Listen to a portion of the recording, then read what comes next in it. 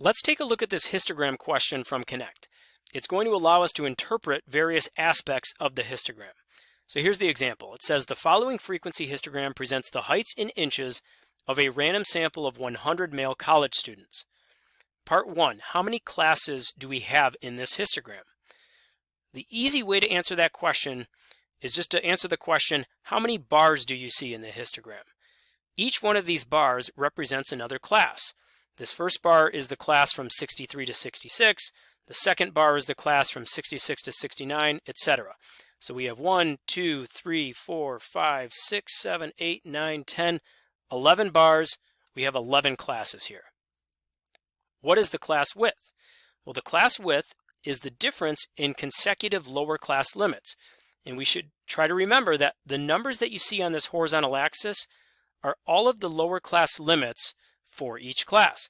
And so the difference in consecutive lower class limits would be 66 minus 63, or 69 minus 66, or 72 minus 69, and so on. So our class width in this problem is 3. Moving on, which class has the highest frequency? Well, the class with the highest frequency is the class that has the bar going higher than any other bar. And as you scan over this, you see that that's happening between 90 and 93. Now technically, it's 90 to 92.999, that type of thing, but we can describe this class as going from 90 to 93. So that's the class with the highest frequency. And then the last question says, what percentage of students are more than 84 inches tall? And so if we're going to answer the question, what percentage of students are more than 84 inches tall, we need to know how many students are more than 84 inches tall. And then we also need to know how many students we have in this histogram to begin with. And we actually already know that answer. We have 100 male college students presented in this histogram.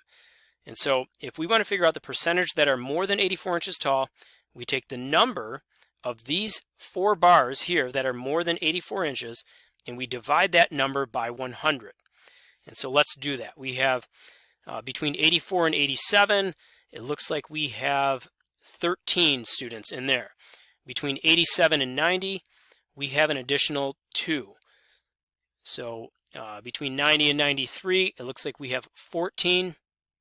And then between 93 and 96, we have 12. So we had 13 plus another 2, so that's 15, plus 14, that's 29, plus a final 12 puts us up to 41. So we end up with 41 students out of 100 that are more than 84 inches tall. 41 divided by 100 will give you in your calculator 0.41. So as a percentage, 0.41 we know is 41%. So the answer to this last one is just 41%. And so I can check the answer here in Connect, and I should get 4 green check marks, and I do. So hopefully this helps you with those questions where you are interpreting what's given to you in a histogram.